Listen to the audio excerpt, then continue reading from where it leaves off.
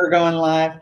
Okay, it's Emily Harmon here, the host of the Onward podcast, and I've got retired Navy Captain Todd Kruder and his wife Sharon here.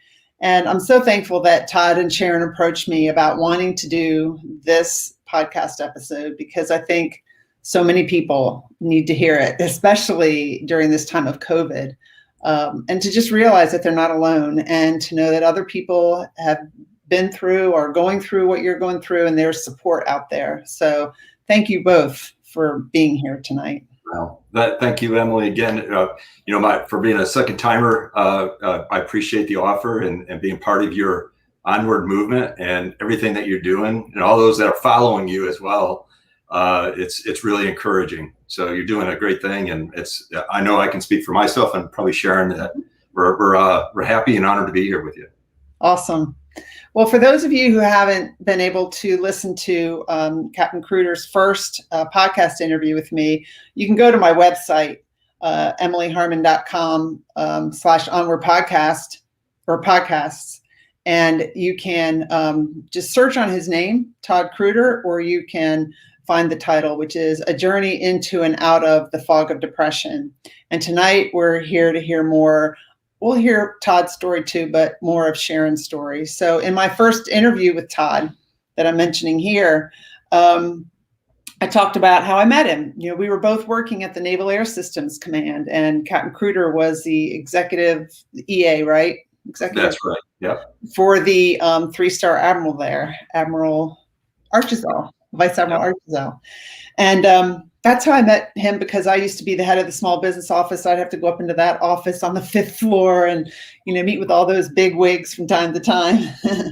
And in that interview, Captain Kruder was very forthcoming about the depression that he was going through while he was on active duty as a Navy captain. And what I really admired about him, and still do, is that he spoke out about depression while he was on active duty. That's kind of like unheard of. He talked about it. He held all hands. He talked to different people. And I know that he saved people's lives because they realized they are not alone.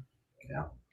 Well, yeah, Emily, at the time, and I don't know I apologize because I don't know what the number is exactly right now. It varies a little bit. At the time, I think it was about 30 suicides from active duty and veterans a day. And for me anyway, after going through the realization of having that disease, that problem, I tried to turn it on its head in a way. And I think it was really a combination between Sharon, and get into Sharon's side of this a lot more, but between Sharon and I, going out and trying to say, hey, what can we do to help others with this? And at that time, my motto at that point was just, I didn't have a number 30 in my mind. I just had a number 1, which was I could stop one person, from having commit suicide, ending their life prematurely, of course, obviously. If it was just one person, I felt that was a success. That's one son, one daughter, a husband, a wife, who knows. So during that time, that's really what drove us at that time was I felt, hey, there are shipmates out there who are going through and suffering through the same pains that I was going through. And I felt, hey, if they see somebody out there in the uniform, with stripes on the sleeve, maybe they'll step out and say, hey, I need some help. Yeah. Yeah. Admiral Penfeld says hi. You remember him? Yes. Yeah. So, when in your interview, we talked about the fact that, somebody who's depressed doesn't always look like somebody disheveled on the streets, homeless. Somebody who's depressed could be a Navy senior executive, could be a military spouse, could be a Navy captain in uniform. You can't look at somebody and tell if they're depressed. Yeah. And he hides it very well, or masks it very well. Yeah. So how was that for you, Sharon? Because, this is not like, oh, he was depressed as a Navy captain and now he's fine. Right. Oh, yeah. Right. So let's hear some things from what you've been through. I mean, it's been a roller coaster. I mean, there are days, even still, that I wonder when I come home from work is going, wonder what his day was like and who I'm going to come home to. Am I going to come home to a, relatively, complacent person? Am I going to come home to an angry person who's shut down? And that's always hard, is not to know what you're walking into when you walk in the door. It's an unknown. And that's 90% of the time, even now still, that I don't know who I'm going to get when I come home, because during the day I'll get a text. I'm like, oh, he's having a great day. He's, things are going well. When we get home, we'll do this. And it'll be a whole different picture when I walk in the door. Yeah. So how do you handle that when it's not a good picture when you walk in the door? Do you leave him alone? Do you confront him? Do you talk about it? I mean, what do you Definitely do? No confronting. Confronting does not solve anything. That's, in my opinion, that's one of the worst things to do, is confront. What's wrong with you? What happened? Right. You can't confront. Offer that, is there anything you want to talk about? Did anything, go wrong today that, maybe set you off, or something happened? 9 times out of 10, he does not want to talk about it. Mm-hmm. It's very difficult, but I do my best to let him have his space. But it's very hard being in the same room, knowing that he's suffering so much, but yet he doesn't want to talk about it and doesn't want to communicate anything. So I'm kind of in the dark. So that's definitely a struggle that I have, that for me to try and deal with when he's that depressed. Does he ever do you ever get to the point where you can talk about it, or you just let it go and go to the next day?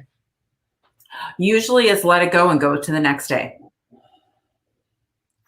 So how did it, I know from my first podcast interview with Todd that, he was trying to hide it a lot, and I'm sure you felt something was going on, but he wasn't admitting it. He was working really long hours. So, somebody who's depressed can show up as an overachiever. Right. Now, I learned something new, that there is such a thing called a high functioning depressed person. Right there. Mm-hmm. He can function with this. It's, you look at him from the outside and it's like, he's not depressed. And I'm like, oh no, yes, he is. When he comes home and he takes that mask off, and it's, him in the house here, him and me are just, the kids, it was just like, oh my gosh, what's wrong? And it was very hard, because it's almost like, I don't know if he didn't want to admit that he was depressed. And a lot of it started getting attributed to, well, I worked really hard today. It was a really long day. I'm just tired. And when he was working, there'd be nights he wouldn't get home until 7:30. And then, he'd eat dinner, and then he'd be in bed by 8:30, because he'd be up at 4:30 in the morning so he could go to the gym. Right. Going to the gym was why don't you talk about that, Todd? Well, I was going to say, going back to a couple of thoughts there, Mm-hmm. From my perspective anyway on it is, for my depression, words that I would use to describe it is, it's one of the most evil, dark, debilitating, deceiving diseases out there. It feeds on loneliness. It feeds on pain mostly inside yourself. But others, if I see other, that's quite fine too, because that solves two things at once. Is I'm feeding off that pain, and also I get that separation from someone who I don't want anyone near me anyway. So it is just one of the darkest forms. I think it was St. Augustine or whatever, he said that evil is simply the lack of good. I would have to say that depression is simply lack of any other emotion, period. Mm-hmm. And I would say, and not that I'm a Star Trek fan at all, but I mean, I like the episode. I'm not a Trekkie, but for a lot of people, they, you hear about the cloaking device, right, and stuff like that in these Star Trek films. And you can only sustain that power for so long in that show, right? A lot of times that's the way it is with me, is I can put that cloaking device on. I can put that happy face mm-hmm. on. And what's even worse is when Sharon hears me in that, and she knows I'm depressed. I'm depressed. I'm pretty bad off, but But he covers it but really well. yeah, if you were in the other room, you heard me, it would be, oh, he's fine, normal. But she knows, she's been around with it, and yeah, so it's hugely painful, I guess, because a lot of times that energy, I've expended it all day. So what happens when when we merge again as a unit, at the end of the day, she gets nothing. I have no energy left. I'm exhausted. I've done it all. I want nothing more when I'm in what I call regression, a regressed phase of the depression, where I mean by that is when I'm in a deep depressional phase, there's nothing, and there's nothing left. There's no more of that happy person, normal, if you want to call it that. So yeah, so I just wanted to add that in there, just again to kind of bounce off different. And what she says too, it's interesting because she notices a lot, like when you mentioned, like when you come home, what do? Do you confront him? Well, she knows not to confront me, because she knows that all that's going to do is just drive me away further and further. And I want, and my logic at that time when I'm in one of those modes is not to bring someone closer, it's to bring the people further away. I want it's to push them away. Push away. Yep. Sharon, how do you take care of yourself? I've found solo activities to do. I puzzle a lot, because puzzling gives me a place to focus. It gives me something that I can do be in the same room with him, but I don't have any interaction with him, and I can puzzle and I can, focus on that. He'll have the TV on in the background, and, it basically coexists in the same room, because he doesn't want to open up, doesn't want to talk.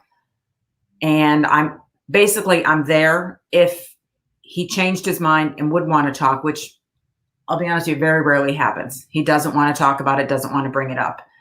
And that's part of the, the depression, the whole negative thoughts. Even when when I can get him to, to respond, I say, what is it that's going on in your head right now? What are you thinking?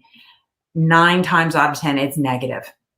It's, I didn't do this, or I can't do this, or this, really, I'm not happy. I'm not, and it's all negatives. And that's very hard to turn around and find a positive to. I mean, I try, to be like, and my biggest thing lately has just been that when I hear all the negative talk, is that it is the depression talking. It's not you, it is your depression, and your depression is winning, and you've got to do your best to fight the depression. And I can only imagine how much it sucks, but he's got to fight that, to keep going. And I told Sharon, it's like a nuclear reactor. It feeds off the negative. It pushes away any positive. I could look around the room right now and look at all the things and remnants and memories that folks would be like, oh, I would, how could you be depressed? How could you none of that matters. None of it in the logic, in the depressive logic, if you will, or the logic within depression.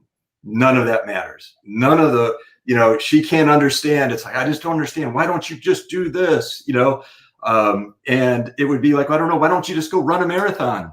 How's that for you? That's how much positive energy I want. But I have to reinforce with one of the things, because I know, and Sharon can talk to this, that from her perspective, there's a frustration meter that has to be there.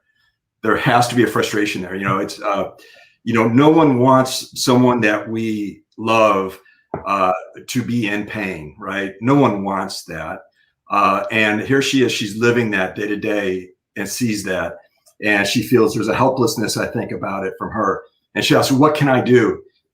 The biggest thing I can say, and it's not a 1-800 number. It's not an email address to somebody. It's not calling somebody on the phone right now for me. It's being there. It's being there. I don't care, if she's puzzling. 10 feet away from me, and she could think that I'm as angry as I'll get out at her, where I'm not. I'm just in a phase of, I'm just in a mode of depression, but she is there.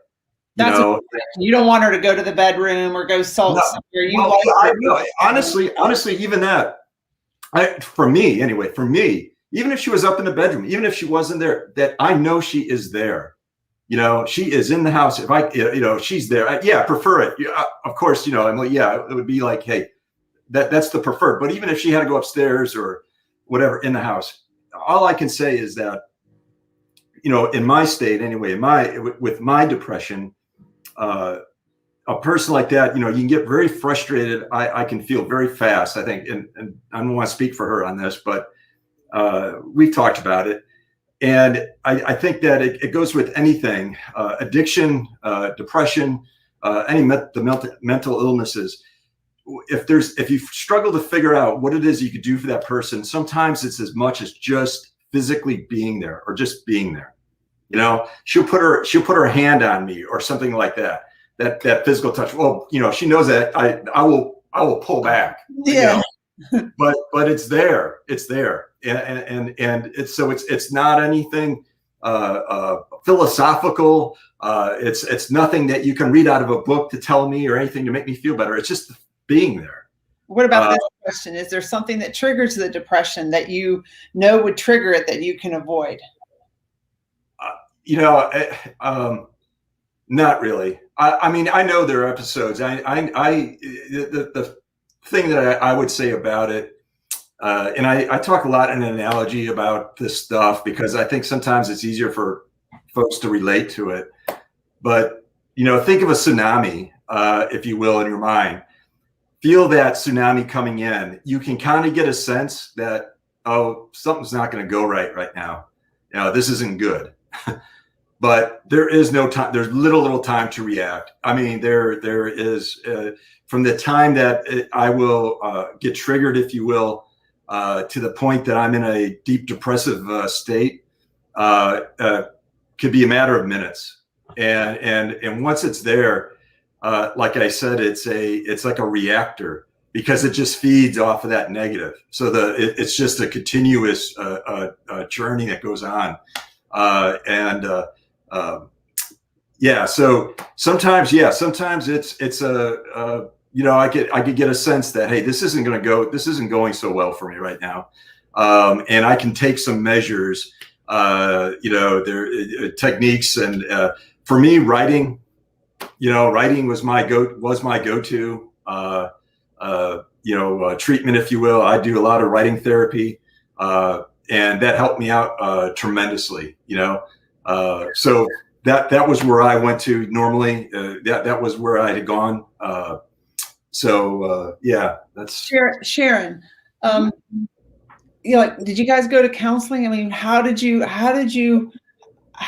decide to stay in this? Because I know, there's people that would have left, and even Todd has told me, I don't know why Sharon's still here. I'm really thankful that she's still here. So, I mean, the biggest thing for me is I need to take a step back and look at this as the depression. It's an illness. And if this was, and I know people have made the correlation, if this was cancer, I wouldn't be up. See, you got treatments, you got stuff. You're on your own. I'm not doing this kind of stuff. I'm not in for the long haul. We're in this marriage for the long haul. And yeah, it's tough. It sucks. I mean, there are days where I'm just like, oh my word, what am I supposed to do now? I've done everything I can. He's only getting worse. He's getting more upset. I can't do anything to help him. And then in the back of my mind, I sit there and go, okay, he's better if I'm just even in the house, if I'm just somewhere around. So I need to find something for me to focus on, still be in the house and just be there. And very rarely, if ever, does he need me, so to speak, or want to talk to me. But it's the mere presence of me being in the house that I think helps comfort him, which is what he has alluded to as well right now.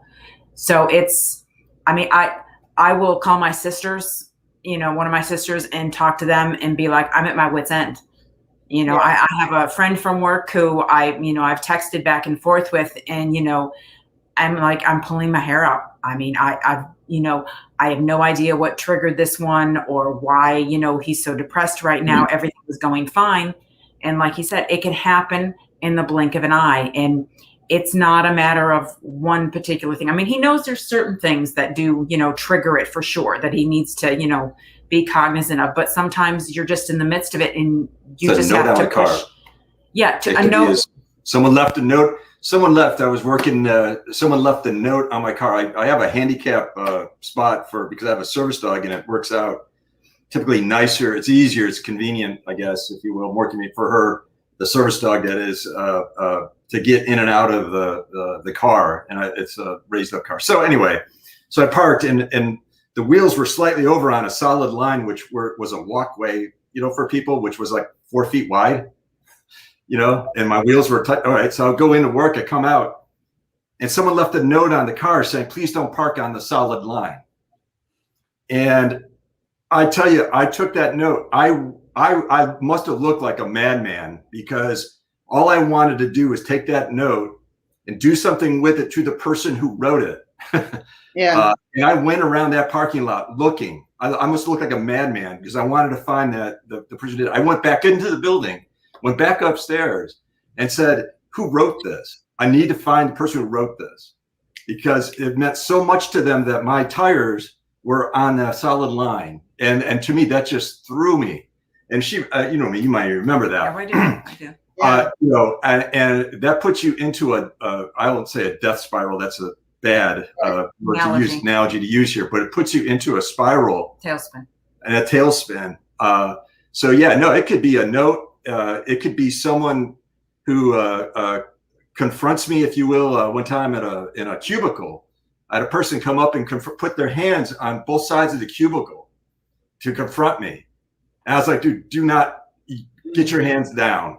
This is not the way this is not going to work out for one of us in this whole situation. So those kinds of things. It could be a note. It could be a voice, just an inflection. That someone's talking. Personality. So Sharon, I mean, this depression came on at some point during Todd's career, right? You probably started noticing it, and then maybe you want to tell the story of like how you guys finally got to the point where you were able to get help, because the story about your ring and stuff. Okay. I mean, basically the depression started when he came back from Iraq. Okay. That's when I noticed that things weren't right. How long ago was that? Like, how long ago was that? Yeah, what year? That was 2008. So he was a commander? Yeah. Okay. So we've been dealing with this for what, 12 years, 13 years now? Going on 13? Going on 13, yeah. But he came back, and I knew things were off, but I attributed it to the deployment, what he had seen, the war going on, that there's a lot for him to process. I could only fathom what he saw over there, and then trying to reintegrate back into our life here we've got 5 kids. And life is going on, and everybody's got their own life. So there's 6 different lives he came back into that he wasn't used to being around all the time. So there's a lot of noise. There's a lot of commotion. There's a lot of, bickering over little things. And it's just, the insignificant things. And to us, it's not insignificant that, someone just took the last, can of soda, and that was what I was going to have, or someone took a Gatorade and there's no more left. How could they do that? Or they drank less and they didn't refill the pitcher. Those little things would be huge irritants to him, because in the big scheme of things, because he was on a day-to-day life and death situation. Right. I was on a day-to-day, oh, yeah, they're all still alive. No one's bruised. No one's beaten up. We're good. We can get in the car and go. So it's a whole different perspective of life. So that I was attributing a lot to. I'm trying to think whether it was like 2 years after you got back that you went to Virginia, or was it a year and a half? No, it was about 2 years. About 2 years. Yeah.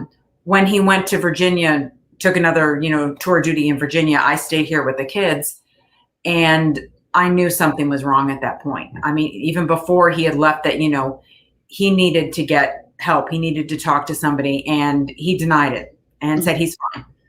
Mm-hmm. And when he was in Virginia, he had some, near-death experience type things that made him finally go get help. And he, you know, was on medication, but unfortunately, due to his flight status, if he stayed on medication, flight pay would come into play and all these other issues. And he didn't want to have that happen. So he went off the medication. So that made it even worse to do the off medication after being on it. We've gone, you know, back and forth, medication, treatment. I mean, I know I've sought treatment as well for myself, but we have never done couples treatment. I've brought it up before, but he was not on the same page to do that. So we've never done a couples treatment. We did try once. I take that back. We did try once with someone from the base, and that did not go well either. Yeah, that actually went that one went in reverse direction. Yeah. It made things worse because it was too much confrontation. It was too much focus that he felt that was on him was the problem, instead of trying to focus on the fact of how we could work on the depression together. He felt like it was more of an attack on him than it was a way for us to work together to try and find some way to deal with the depression as a couple. So then he's at Pax River, Patuxent River, Maryland at Nav Air, and he's the EA, the captain that supports the 3-star admiral. And it must have gotten worse then or something, because it got worse. It escalated more. He was, I mean, he'd leave the house at 4 a.m, maybe 4:30. He would go work out at the gym. That's what he would tell me. He'd go work out at the gym, and then he had the admiral job, and he wouldn't get home until, like I said earlier, like 7:30, 8 o'clock at night. He'd have dinner, and then right after dinner, he'd go to bed. So I would see him for maybe an hour, but come to find out that not only was he working out once during the day, it was turning into 4 times a day that he was working out. And he wasn't taking, I don't think you were taking medication. No, that was after the 4 times of working out. No, the 4 times working out, that was after the EA job. Okay. Yeah. Oh, that was after the EA job? That was EA, yeah. Because the EA job was enough. As you were mentioning, that was like a 4 o'clock in the morning to about 8 or 9 at night. Okay. But so it was actually for me, it was perfect, because you get that high functioning thing that Sharon said, right? That was high functioning, perfect. You know, that was the great fit for someone who had the issues that I had, because I could be functioning for over half a day, 12, 14 hours. And she'd only see, me for a little bit, a brief second. Right. And then on the weekends, which, were classically terrible, but because he wasn't busy. And in my opinion, he lived inside his head. Yeah. He lived inside the negative thoughts and could not get out of those negative thoughts on his own. He needed the distraction to become, the work to be that distraction and to be that focus. And he still, even still today, he likes to have, several different things going on and does not like downtime. Whereas for me, I like my downtime. I mean, I was used to being, constantly on the go with the kids. And it's like, all right, Mom, I need to go here. Mom, I need to go there. And it was now to the point where I'm like, okay, the kids are all driving. They can take themselves wherever they need to go. And I only need to go like if it's a parent function or a game. And so my role is, decreasing. And he wanted to keep working and keep doing things and not have downtime. So downtime for him is not a good thing. It's not. So I remember, Captain Kruger, you said how you felt like, people weren't noticing, but then one day you went to meet with an officer at her house or something. I don't know, at a party. I went back to the 5th floor over there at Nav Air and met one of a coworker up there who I worked with. And so at that time, speeding it up a little bit, it's getting closer to when I got out. But so as the job's focus or the pace of the job changed after the EA thing. So what I found is I had this voids of time, and in those voids of time, I had to fill it. and what I'd do is I'd work out and I'd exercise. And, so it was like, even if I was at my office, my desk, if I didn't have something going on like for an hour or so, I went to go work out. And I would arrive to the meeting just in time, just wipe the sweat off, going into a meeting. Well, that over time, and then with lack of substance of food, started. Basically, I was self-destructing, I guess, in a way. I was just became very gaunt. Yeah, very looked gaunt. like he had cancer. I mean, he looked sickly. Yeah, and here it is, the summertime in Southern Maryland in the summer, and I'm wearing the black tanker jacket as part of our uniform, right? The reason I wore that is because it's baggy. Mm-hmm. And I knew as part of part of the deception was, hey, I don't want somebody to see this, because I even started getting an idea then that, hey, maybe 150 pounds, whatever, isn't so good on my frame. That's maybe not so good. So anyway, so I go up there and she's like, hey, Captain Kruder, and I said, hi, oh, are you okay? Do you feel okay? And I'm like, that was like a moment right there, because I'm like, I thought I was going to win an Oscar or whatever. I mean, I really felt I was, doing the job really well. And all of a sudden there's this confrontation. There's someone confronting me. And I remembered, and it wasn't a very long pause.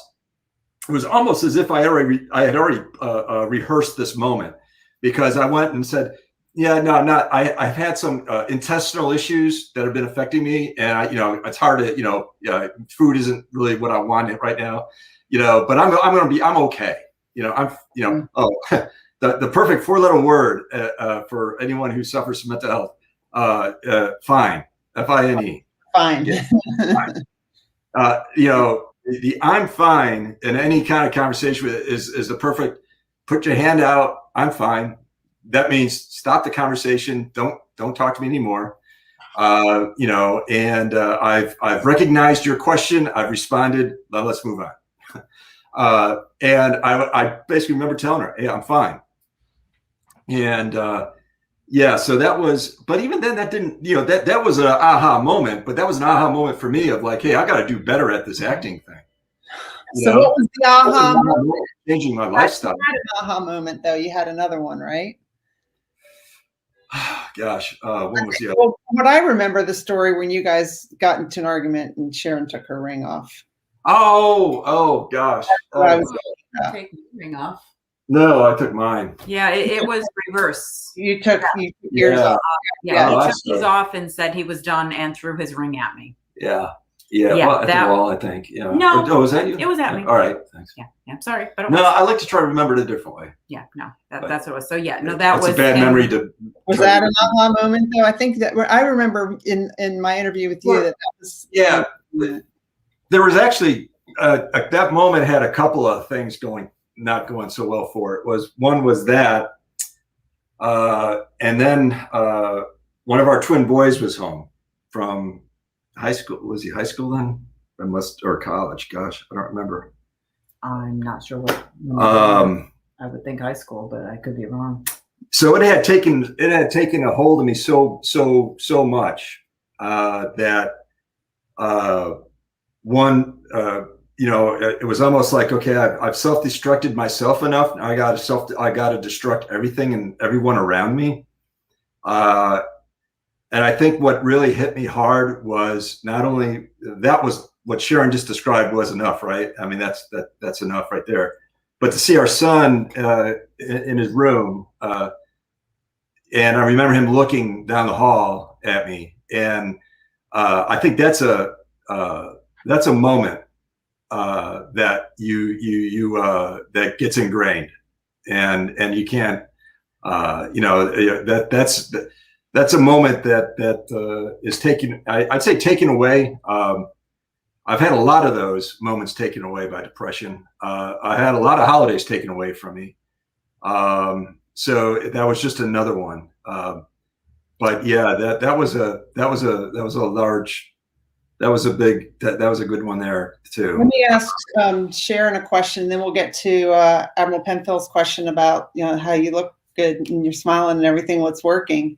But Sharon, how did you keep the family together? You have 5 kids and you they all know that, you know, Dad has depression. They still wonder what went on in Iraq. Mm-hmm. If there was something there that went on that they just don't know about, that, you know, that's an unknown to them. They want to know what they can do to help. They've been very supportive of me going through whatever, you know, all this stuff with Todd. Todd, they don't really want to reach out to Dad to say something to him directly because it's greeted with the, I'm fine. Why are you bothering me? Just let me be. Mm-hmm. And it's not with the, you know, I appreciate the concern, you know. So the kids are a big factor, that they knew what was going on. And there was, you know, well, we're not bringing anybody to the house. Friends didn't come to the house. People didn't come over because you would never know if it would set him off. I mean, they once in a while they had people in the house, but it was not on a regular basis. They usually went somewhere else with their friends instead of coming here. So that was a hard one to deal with, knowing that they wanted to go somewhere else so that they wouldn't upset Todd or make things worse, because they knew if he was upset, then that would affect me and that would cause issues.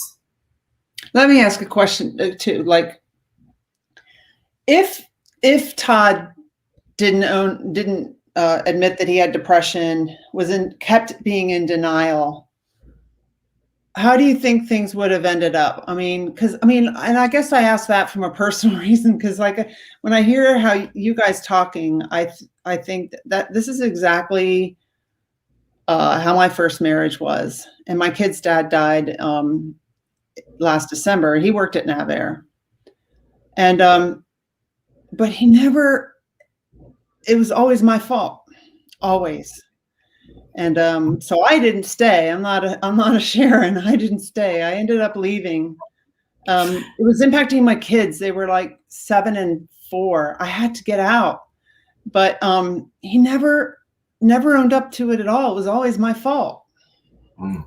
Now, so you're saying, what would it be like if Todd hadn't gotten the help or put this out there? Right. And it's hard to say what you would have done or whatever, but I mean, does it make it a little easier to take that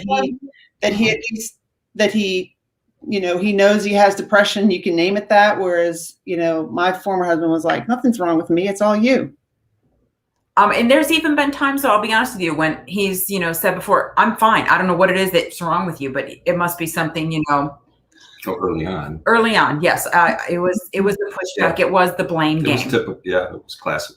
For me, if that was the case, it would be a matter of me coming to him and saying, I need to get help. I need to see a counselor and I need your support. I need you to come with me to help me get through the counselor because things just aren't going right. I would turn it around. So I would be the one that would need help. Yeah. I would bring him along to help me. There was the time, the moment we had been married, what was it, 20 something years, I guess, right? After I got back. Okay. So what I'm remembering is you said you had to go to an appointment. You were going to Weight Watchers. I was going to go to Weight Watchers is what I told him. I was actually seeing a therapist. And the moment that then it was sometime after that, as I recall, that I went to get treatment because what we had gone through, raising 5 kids, going through being in a military career at that time. Never once did we lie to each other. Never once in that time was there any anything but the truth, right? Nothing. Honest to gosh, I wouldn't say that. She's right here. She'd say it. Yeah, no, I agree. But I knew that it would make him angry until that point. If he knew I was seeking help. I knew at that point that something was wrong with me. Because something had led us to that point where we now deceive each other in a way. I was deceiving her. I was saying, I'm fine. It's you, not me. It was classic at that point. That's very classic for the behavior, is to be in denial of it. But I think when I saw that, it really set me off at that point. And I will tell you that it goes back to what I said before about depression, how it's evil, Mhm. it's deceiving. I have deceived her before now, again, in this depression, and it is the depression. It is. It's. I would have never if you would have known, from my standpoint, our standpoint, our relationship standpoint before, it was nothing but the truth. And everything was pretty much right out there for both of us. We shared everything. There was nothing emotionally and in any other way. It was a shared relationship completely. And it started becoming less and less that, as the time went on. But not that you're going to want to hear this, but we want to know my first reaction to what you said was, oh, Emily, about what would have happened if I denied. She'd be divorced. I'd be dead. So I'm just being quite serious with you. I would not be alive without her here today. I have little doubt, minute doubt that I would not be here for you today. I remember an interview I gave. She says, "Oh, you're a hero." The interviewer told me I was a hero. I said, "No, I'm not." I said, "A hero is someone who saves somebody's life." There she is, and that's my wife.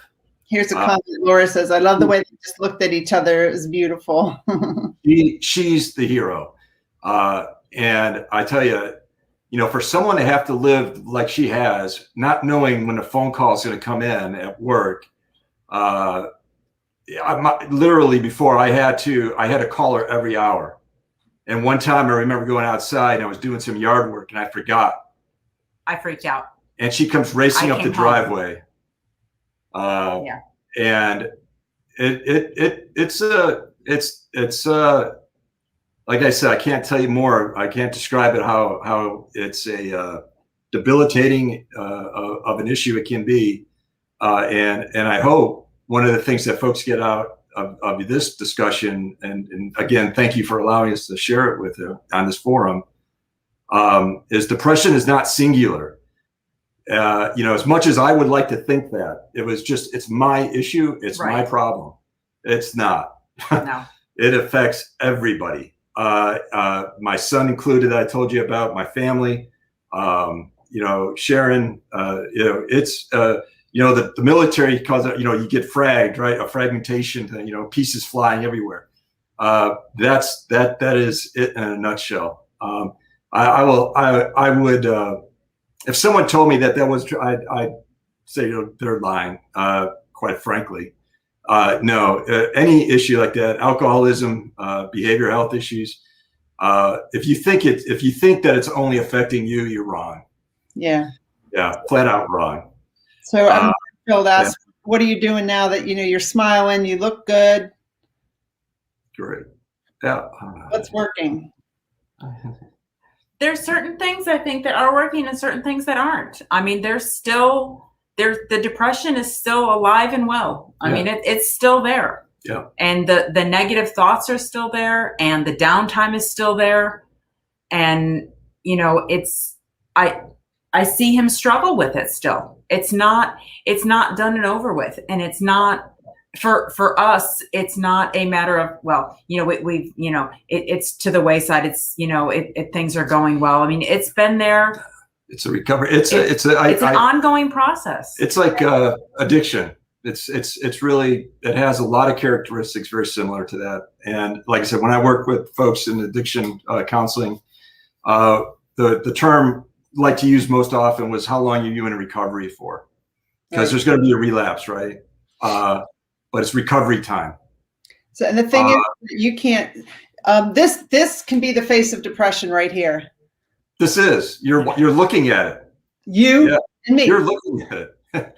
You're seeing it right here. Someone smiling, looks happy. It doesn't mean that they are don't suffer from depression. Because I do from time to time. I actually was on depression medicine, and I went off it when I retired. So yay, I'm able to do that. But I mean, you can't look at somebody and tell. No, it's deceiving, and the worst part about it, it's an enemy that knows you the best. Playing an enemy that knows you, it knows all your weaknesses. It knows you so well, and what enemy knows that, right? I mean, it knows every bit about you, And it's a, for me anyway, I know there's, I forget what the percentage is for treatment resistant. It's a small percentage. I can't remember the actual 10% that have resistant depression.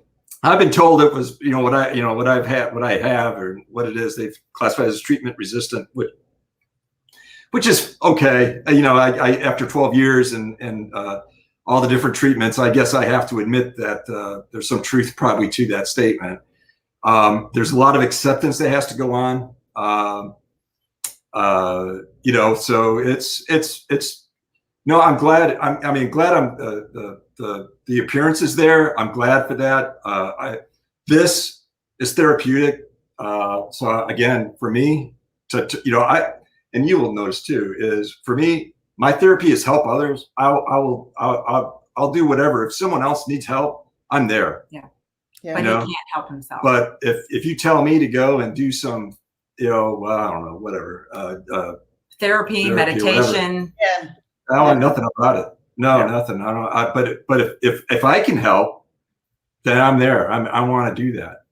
So Sharon, here's the good question. What's been and both of you can answer, what's been the greatest joy you've experienced within all of these challenges, individually and also as a couple? That's a good question, Laura. I'd have to say as a couple, probably, the kids and that, the kids have been nothing but outstanding. It's been a joy to watch them grow and watch them develop and see the lives. Everybody has got, a significant other at the moment. Everybody else, all the kids are, in good jobs, good careers. They're happy, they're adjusted. And that to me is a great joy, because I feel like we did something good. They're productive society members, and they're great people. So that to me is a huge joy. Yeah. Individually, probably being able to survive single parenting 5 kids when he would be on deployment.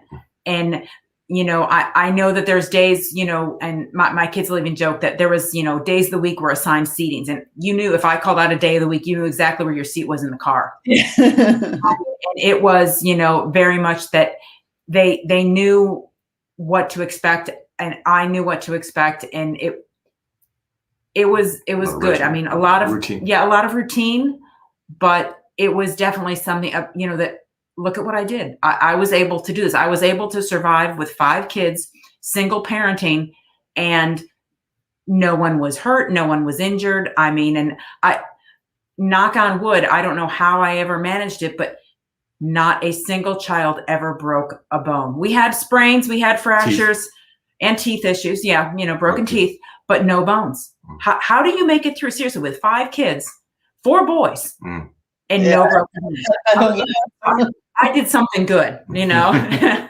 you sure did. That's awesome. You should, that's awesome to celebrate that. Yes. What about you, Todd? Would you agree with that answer? Sure. Yeah. Yeah. Any individuals? About what? Any individual joy? Joy? Before the depression, yeah, the biggest joy, I wouldn't call it joy. Joy, the word doesn't resonate really good with me lately. But I think that what for now anyway, and this is a weird way to answer that question, but for the most part, I spend it, if you think about the Great War, World War I, and it was a trench fighting warfare. And in that trench fighting warfare, there were 2 sides of the enemies, right? They were in these trenches, and in between was called no man's land, which I guess they would have had to change that term today, but it was called no man's land, right? Mm-hmm. And I lived there. That is where I am. And one side is, I'm going to be, if you don't mind, I'll be frank, it's death. The other side is relief from that. That's where my family is at. I'm in the middle, and I often am just somewhere in there listening, waiting and hearing which side am I going towards right now. So if I have to say what has been my biggest, what's been there for me the most has been my family, and Sharon, obviously, as is, like I said, a huge part of that. So I wish, you want me to say something joyful. I can't. Honestly, I can't. I can say things that what this disease has done for me, it has taken away moments where they should have been joy. I will say that flat out. And I deeply, I use the word I don't often like to use, but hate. I hate that. I hate the fact that I've had times taken away from me. So what I look forward to though is working just the next day, and I get to wake up with Sharon there by my side to get through each day. So that's the biggest thing for me right now. It's just it's been family, but I don't know. I'm not going to be here to tell you that there's joy, with this disease. There has been no joy of this disease for me at all. So no. But I live in a state of moments of normalcy, but that's the biggest thing I get to look forward to. So what do you on your life? 100%. What's the percent of that you feel is more normalcy compared to being depressed? I mean, for me, I mean, we were just talking about this the other day. Honestly, after 12 years of this now, I don't know what it's like. This is my normal now. Mm-hmm. I don't know what it was like. I don't know what it's like to be someone like Sharon or maybe yourself or others who aren't constantly fighting a battle in their mind. And again, if I could just be very blunt about it, people would, those who are in faith, would probably say a prayer when they go to bed. Be thankful for this and all that. I'm there saying, God, take me tonight. I want to, I'm done. Those are the kinds of, that's a prayer of depression. So that's the kind of thing that a person with depression goes through. And that is the normal. That's fighting those thoughts, being on the constant ready, if you will, for that is my normal. I don't know what that feels like anymore not to have that. It's just that is my normal now. So it's not the happiness thing and people are thinking, but it's reality. It's my reality. Yeah, so. That's why you wanted to do this, because you wanted to show and talk about what it's like. And Sharon, you wrote this book, A Journey into the Fog of Depression, a military spouse's experience, that people can get from Amazon. So how was it a little therapeutic writing that book, or? I'd have to say probably no. For me, it was more something I didn't really want to do, but I knew that Todd wanted to do it. Mm-hmm. And something with him with the writing that he really wanted to put forward and put out there. So that's why it was done. It's not the whole depression piece is not something I easily talk about, because I guess I don't want to be looked at as, oh, well, I've got all the answers. You're living through this. You can have it. I don't know. I mean, it's one of those things like people say, I'm doing the best I can and making the best decisions I can and hoping that it helps. I think that helps for you to say that, because I don't know exactly what you guys are going through, but you guys know that, my son, my hair is like going crazy, but you guys know that my son suffered from alcoholism. So I can kind of relate, to what you guys are going through a little bit, how helpless it feels when you can't fix them, that you can't help them.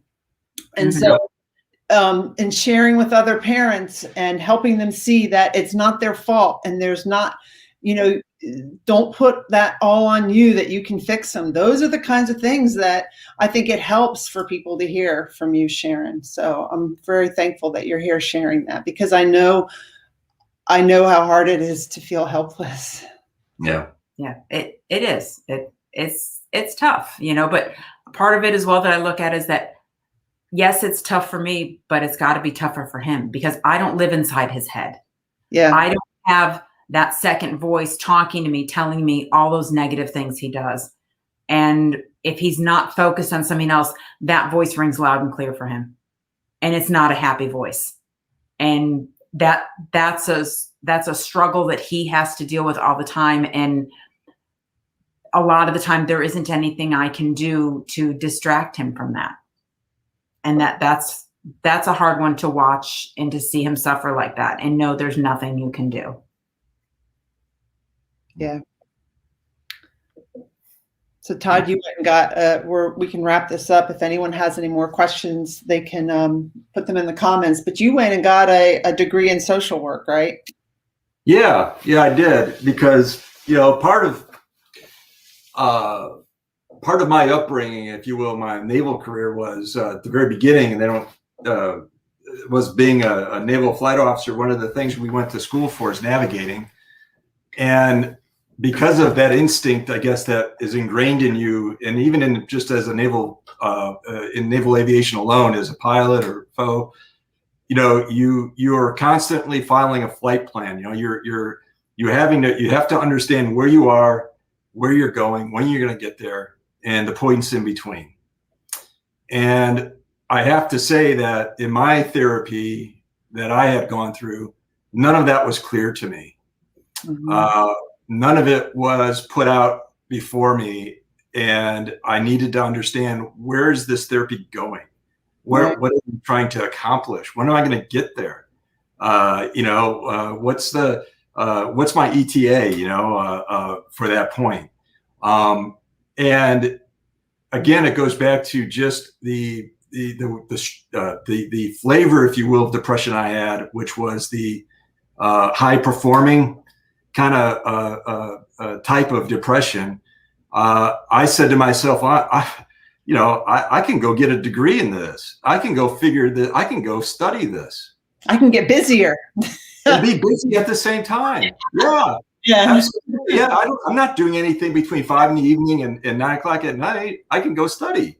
Yeah. So I did, and that's what I did. And I wrote papers, and so I not only was able to have gone through cognitive behavioral therapy, I wrote papers on it. So I understand it. So when people want to talk about science, I can talk about that all day long, and I can find the science that supports one or the other. It helped. And what it also led to was my being able to have some credential to go help others. Yeah. And now I understand a little bit. And I am, if I could get a plug for a mentor of mine, Rich Winters. He was my instructor, if you will, in the field. And I think I shocked everybody when I was an intern. There's that movie about the intern, I think it was called. Uh-huh. But I think I shocked everybody when I went for an interview for an internship in our local health department here. I was not your everyday Masters of Social Work intern. So, right. And Rich and I hit it off, and we connected on many levels. He helped me through and understand how to apply what I was learning and helping others. And there was a couple other people along the way as well. I got, as you mentioned about the addiction and alcohol, I was able now not only to fill my time with studying, but then I could help others. And that was the other element of me that I get attracted to as far as a distractor goes.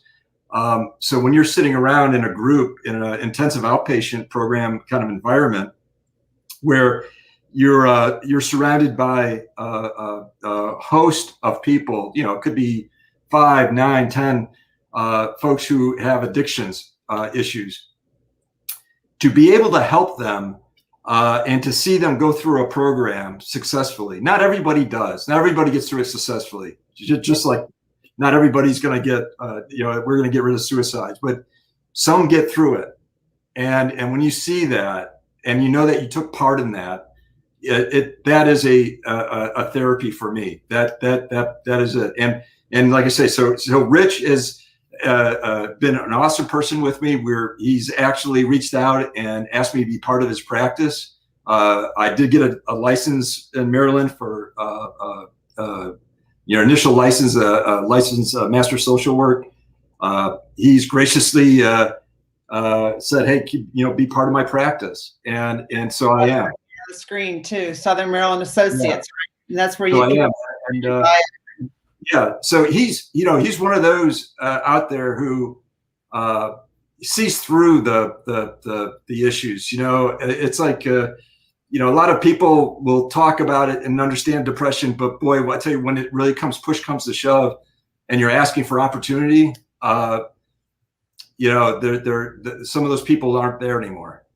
But I can tell you, Rich was one of them. He's been there the entire time. He knows about my depression issues. He's just been there for doing all that. And so I don't know what at the end of the day, what your question was. I apologize, but I got off track. But. Just I said, hey, you got your degree, right? And so, yes, I got the degree. I got a license now, and hopefully in the next couple of years, I'll get the next step in that, which is a clinical social work piece of it, and but we'll see how it goes. I'm, like I said, at this, it's been more of what a week by week, day to day. Yeah. We just try to see how the next day is going to go in the next week, and keep pressing. So Jeff Penfield says, being so transparent takes a lot of courage. Thank you both for that. And Todd, please know there are many, many people out there that appreciate you, care for you, and want you to live the best life possible. Well, thank you. Thanks. No, I hope that this reaches some folks. Like I said, if it only reaches one, that's fine with me. I know you would love it to be more.